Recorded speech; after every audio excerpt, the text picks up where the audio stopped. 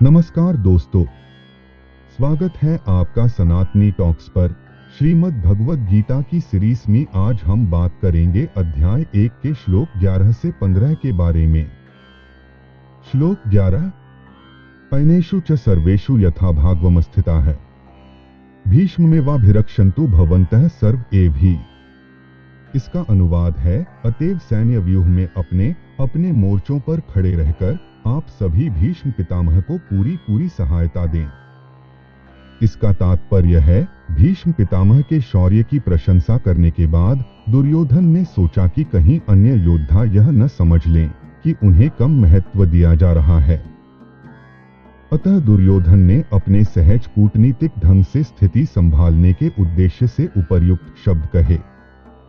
उसने बलपूर्वक कहा कि भीष्मदेव निस्संदेह महानतम योद्धा हैं, किंतु अब वे वृद्ध हो चुके हैं। अतः प्रत्येक सैनिक को चाहिए कि चारों ओर से उनकी सुरक्षा का विशेष ध्यान रखे। हो सकता है कि वे किसी एक दिशा में युद्ध करने में लग जाएं और शत्रु इस व्यस्तता का लाभ उठा ले।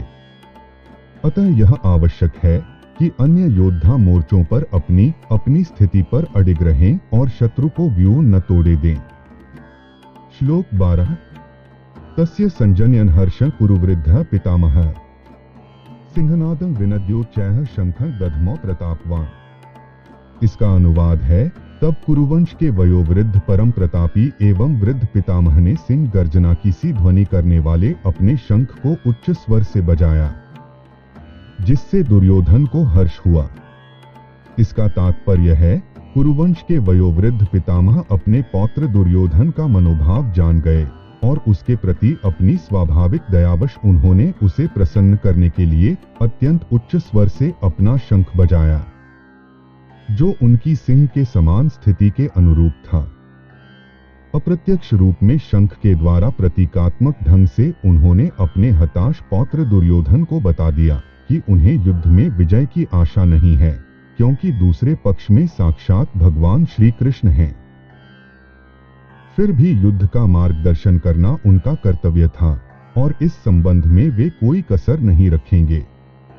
श्लोक 13 ततः शंखाश्च भैर्यश्च पणवानक गोमुखा है सहसैवाभ्यहन्यन्त स शब्दस्तु मूलोभवत्। इसका अनुवाद है, तत्पश्चात शंख, नगाड़े, बिगुल, तुरही तथा सींग सहसा एक साथ बज उठे।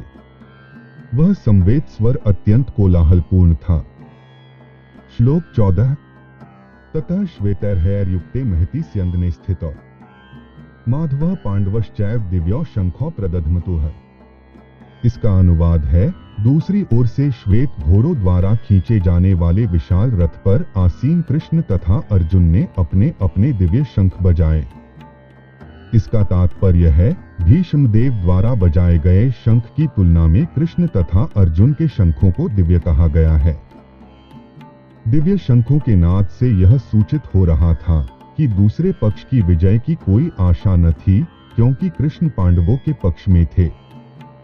अतः जैसा कि विष्णु या भगवान कृष्ण के शंख द्वारा उत्पन्न दिव्य ध्वनि से सूचित हो रहा था, विजय तथा श्री दोनों ही अर्जुन की प्रतीक्षा कर रही थीं। इसके अतिरिक्त जिस रथ में दोनों मित्र आसीन थे, वह अर्जुन को अग्नि देवता द्वारा प्रदत्त था और इससे सूचित हो रहा था कि तीनों लोकों में जहां कहीं भी यह जाएगा, वहां विजय निश्चित है।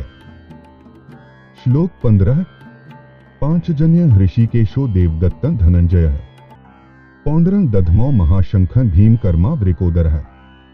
इसका अनुवाद है, भगवान कृष्ण ने अपना पांचजन्य शंख बजाया, अर्जुन ने देवदत्त शंख तथा अतिभोजी एवं अतिमानवीय कार्य करने वाले भीम ने पौंड्र नामक भयंकर शंख बजाया। इसका तात्पर्य है, इस श्लोक में भगवान कृष्ण को ऋषिकेश कहा गया है, क्योंकि वे ही समस्त इंद्रियों के स्वामी हैं। सारे जीव उनके भिन्नाश हैं, अतः जीवों की इंद्रियां भी उनकी इंद्रियों के अंश हैं। चूंकि निर्विशेषवादी जीवों की इंद्रियों का कारण बताने में असमर्थ हैं, इसीलिए वे जीवों को इंद्रिय रहित या निर्विशेष कहने के लिए उत्सुक रहते हैं। इस श्लोक में अर्जुन को धनंजय कहा गया है, क्योंकि जब इनके बड़े भाई को विभिन्न यज्ञ संपन्न करने के लिए धन की आवश्यकता हुई थी, तो उसे प्राप्त करने में इन्होंने सहायता की थी।